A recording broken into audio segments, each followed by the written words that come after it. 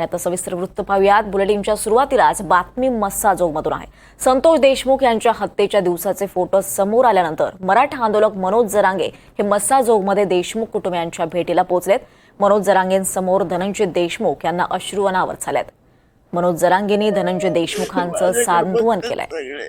मस्साजोगमधील गावकऱ्यांमध्ये photo पाहून संतापाची लाट उसळली, संताप उफाळलाय। संतोष देशमुखांना क्रूर मारहाण झाली त्यावेळेचे धक्कादायक फोटो समोर आले। या फोटोमध्ये आरोपींना संतोष देशमुखांचा कसा छळ केला याचं विदारक चित्र दिसतंय। या फोटोंमध्ये आरोपी संतोष देशमुखांना जबर मारहाण करतायत। त्यांच्या अंगावरचे कपडे काढून त्यांना मारहाण करण्यात आली आहे। संतोष देशमुखांच्या छातीवर बसून गळा दाबण्यात आला आणि या फोटोंमुळे महाराष्ट्र हादरवून गेलाय।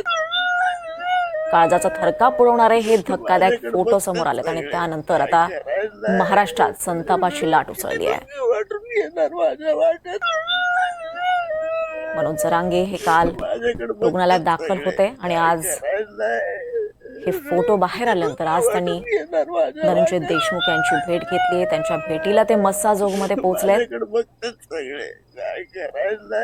संतोष देशमुखांच्या हत्येचं हे विदारक चित्र पाहून संपूर्ण महाराष्ट्र हादरून गेलाय।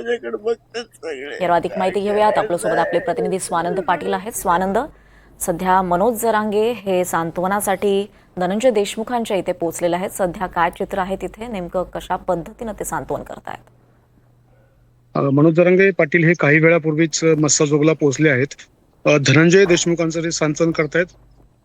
पण आपण गेल्या अर्धा तासापासून बघतोय की धनंजय देशमुखांना अश्रू अनावर झालेले आहेत। शब्द नाहीयेत गावकऱ्यांकडे देखील आणि धनंजय देशमुखांकडे देखील।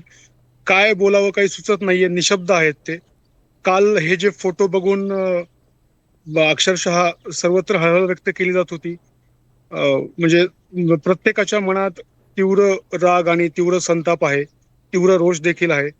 आज मनोज जरांगे पाटील हे मस्साजोगला काही वेळापूर्वीच पोहोचलेले आहेत। धनंजय देशमुखांचं ते सांत्वन करतायत।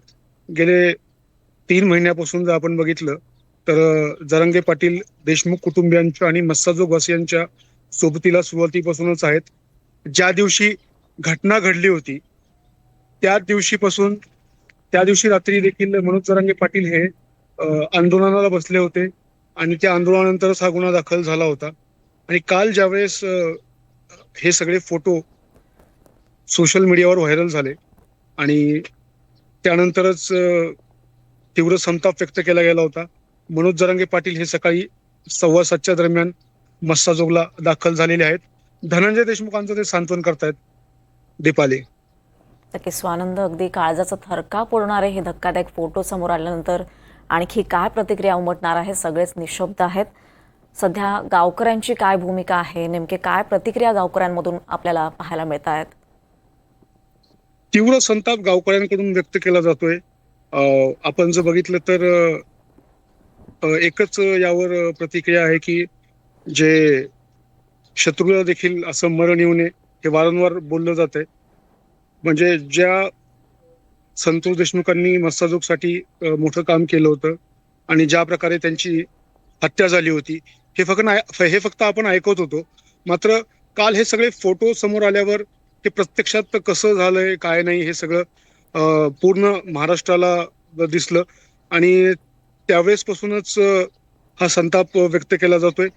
काल ज्यावेळेस पहिल्या वेळेस हे जे फोटो बघितले गावकऱ्यांनी, अर्थातच ते आपल्या आजच्या बुलेटिनमध्ये आपण सर्वात पहिल्यांदा महाराष्ट्राला दाखवले होते आणि त्यानंतर जी प्रतिक्रिया आहे ती म्हणजे तीव्र रोष आणि तीव्र संताप गावकऱ्यांचा आहे।